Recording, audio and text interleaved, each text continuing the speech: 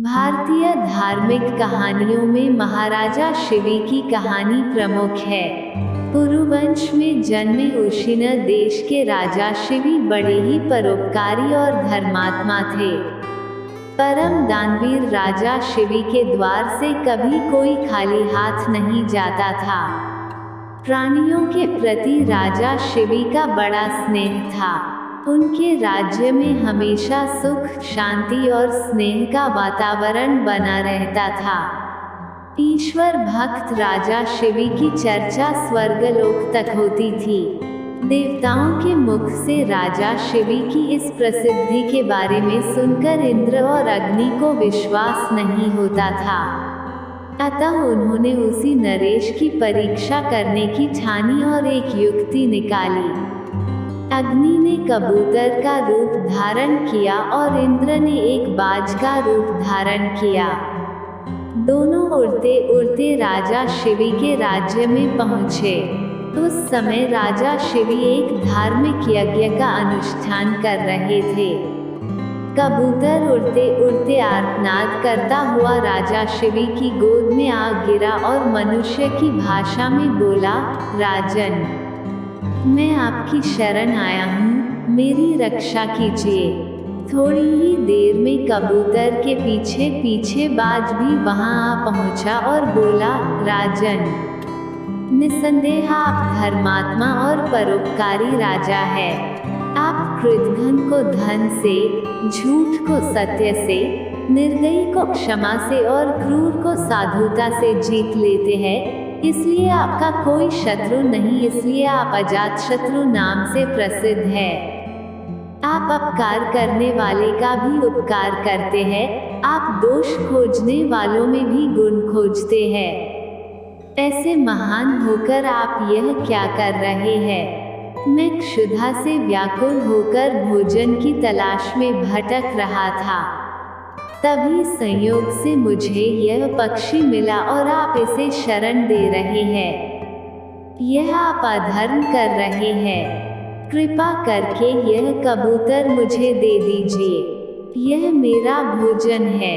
इतने में कबूतर बोला, शरणार्थी की प्राण रक्षा करना आपका धर्म है। अतः आप इस बाज की बात कभी मत मानिए। यह दुष्ट बाज मुझे मार डालेगा।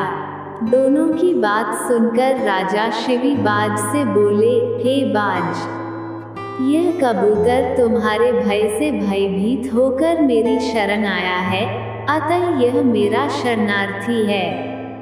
मैं अपनी शरण आए शरणार्थी का त्याग कैसे कर सकता हूँ? जो मनुष्य भय, लोभ, ईर्ष्या, लज्जा या द्वेष से शरणागत की रक्षा नहीं करते या उसे त्याग देते हैं, उन्हें ब्रह्महत्या के समान पाप लगता है।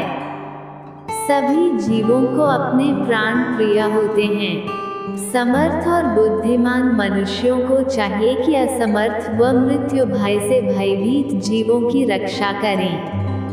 अतः हे बाज, मृत्यु के भय से भयभीत यह कबूतर मैं तुझे नहीं दे सकता।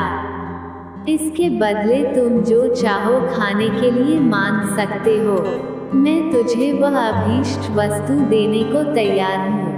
तब बाज बोला, हे राजन, मैं क्षुधा से पीड़ित हूँ। आप तो जानते ही हैं, भोजन से ही जीव उत्पन्न होता है और बढ़ता है। यदि मैं क्षुधा से मरता हूँ तो मेरे बच्चे भी मर जाएंगे। आपके एक कबूतर को बचाने से कई जीवों के प्राण जाने की संभावना है। हे राजन, आप ऐसे कैसे धर्म का अनुसरण कर रहे हैं जो अधर्म को जन्म देने वाला है? बुद्धिमान मनुष्य उसी धर्म का अनुसरण करते हैं जो दूसरे धर्म का हनन न करें। आप अपने विवेक के तराजू से तोलिए और जो धर्म आपको अभीष्ट हो वह मुझे बताइए। राजा शिवी बोले, हे बाज, भय से व्याकुल हुए शरणार्थी की रक्षा करने से बढ़कर कोई धर्म नहीं है। जो मनुष्य दया और करुणा से द्रवित होकर जीवों को अभयदान देता है, वह देह के छूटने पर सभी प्रकार के भय से मुक्त हो जाता है। धन, वस्त्र, गौर और बड़े बड़े यज्ञों का फल यथासमय नष्ट हो जाता है, किंतु भयाकुल प्राणी को दिया अभयदान कभी नष्ट नहीं होता। अतः मैं अपने संपूर्ण राज्य और इस देह का त्याग कर सकता हूँ, परंतु इस भयाकुल पक्षी को नहीं छोड़ सकता। हे बाज, तुझे आहार ही अभीष्ट है, सो जो चाहो सो आहार के लिए मांग लो। बाज बोला, हे राजन, प्रकृति के विधान के अनुसार कबूतर ही हमारा आहार है, अतः आप इसे त्याग दीजिए। राजा बोला, हे बाज, मैं भी विधान के विपरीत नहीं जाता। शास्त्र कहता है दया धर्म का मूल है, परोपकार पुण्य है और दूसरों को पीड़ा देना पाप है। अतः तुम जो चाहो सो दे सकता हूँ, परंतु ये कबूतर नहीं दे सकता।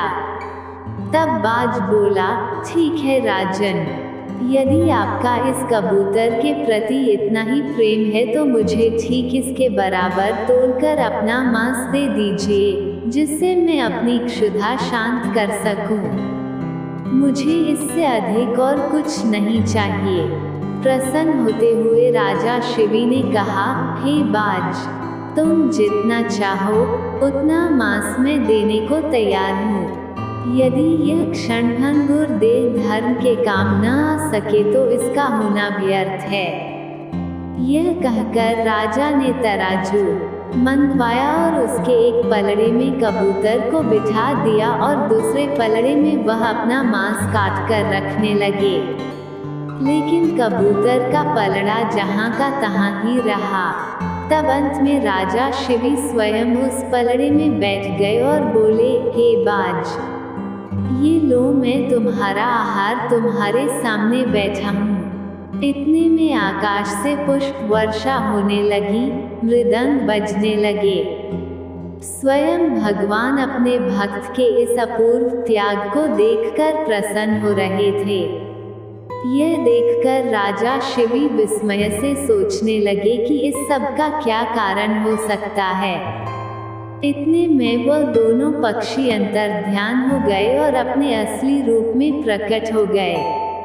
इंद्र ने कहा, हे राजन, आपके जैसा धर्मपरायण और त्यागी मैंने कभी नहीं देखा। मैं इंद्र हूँ जो बाज बना था और ये अग्नि देव हैं जो कबूतर बने थे। हम दोनों तुम्हारे त्याग की परीक्षा लेने आए थे। हे राजन, ऐसे मनुष्य बिरले ही होते हैं जो दूसरों के उपकार के लिए अपने प्राणों का भी मोह न करें। ऐसा मनुष्य उस लोक को जाता है जहाँ से फिर लौटना नहीं पड़ता है।